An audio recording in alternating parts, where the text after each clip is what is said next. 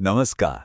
चलिए आज एक सफर पर निकलते हैं वक्त में पीछे, बहुत पीछे, हजारों साल पहले, जब भारतीय उपमहाद्वीप पर सभ्यता की पहली इबारत लिखी जा रही थी। तो सवाल ये है कि भारत की कहानी आखिर शुरू कहाँ से होती है। देखिए, इसका जवाब हमें किताबों में नहीं मिलेगा। इसके लिए तो जमीन के नीचे झांकना पड़ेगा। और पुरातत्वविदों ने जब जमीन खोदी तो उन्हें मिले कुछ सुराग। ऐसे सुराग जो एक ऐसी कहानी बताते हैं जो किसी किताब में दर्ज नहीं है, एक कहानी जो लाखों साल पुरानी है। तो हमारे सफर की पहली मंजिल है पाषाण युग, यानी वो जमाना जब इंसान ने पहली बार इस धरती पर अपने होने के निशान छोड़े थे। देखिए, ये जो पाषाण युग है ना, ये बहुत लंबा दौर था। इसे 3 हिस्सों में बांटा जाता है: पुरापाषाण, मध्यपाषाण और नवपाषाण। अब ये सिर्फ मुश्किल से नाम नहीं है, बल्कि ये इंसान के विकास के 3 बड़े पड़ाव हैं। तरक्की बहुत धीमी थी, लेकिन लगातार हो रही थी। और फिर आया नवपाषाण काल। और इस दौर में 3 ऐसी चीजें हुईं जिन्होंने इंसान की पूरी कहानी ही बदल डाली। पहली, आग पर काबू पाना। दूसरी, खेती की शुरुआत। और तीसरी, जानवरों को पालतू बनाना। सच कहूं तो ये सिर्फ खोज नहीं थी, ये 3 बड़ी क्रांतियां थीं। इन्हीं क्रांतियों ने, इन्हीं शुरुआती कदमों ने एक ऐसी मजबूत नींव रखी जिस पर आगे चलकर दुनिया की पहली महान शहरी सभ्यताओं में से एक ने जन्म लिया। सोचिए, एक पूरी की पूरी दुनिया हजारों साल तक जमीन के नीचे दफन रही, किसी को पता तक नहीं था। और फिर 1920 के दशक में उसे फिर से खोज निकाला गया। ये थी सिंधु घाटी सभ्यता। और हाँ, ये कोई छोटा मोटा गांव या बस्ती नहीं थी, ये तो शहरों का एक पूरा नेटवर्क था। हड़प्पा, मोहनजोदड़ो, लोथल और न जाने कितने शहर एक बहुत बहुत बड़े इलाके में फैले हुए। लेकिन जानते हैं, इन शहरों की सबसे कमाल की बात क्या थी? उनकी प्लानिंग, उनका नगर नियोजन। जरा सोचकर देखिए, आज से लगभग 5000 साल पहले सीधी लाइन में बनी सड़कें, एकदम ग्रिड की तरह, घरों से गंदा पानी निकालने के लिए एक जबरदस्त ड्रेनेज सिस्टम, और तो और हर जगह एक ही साइज की ईंटों का इस्तेमाल।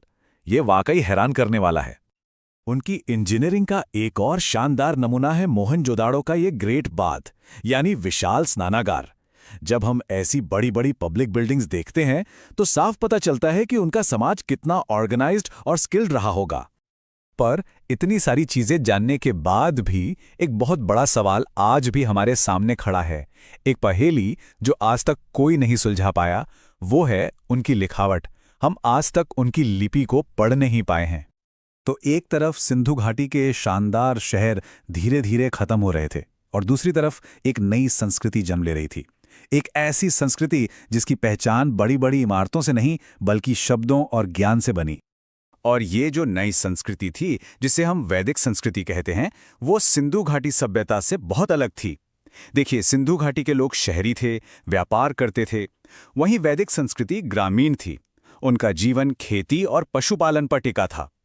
उनकी भाषा संस्कृत थी और उनके देवता भी अलग थे, जैसे इंद्र, अग्नि, वरुण। तो इस नए दौर की नींव, जैसा मैंने कहा, ईंटों और पत्थरों पर नहीं रखी गई थी। इसकी नींव थी ज्ञान और शब्द। और इस सारे ज्ञान का जो सोर्स था, वो थे 4 ग्रंथ। इन्हीं को हम वेद कहते हैं।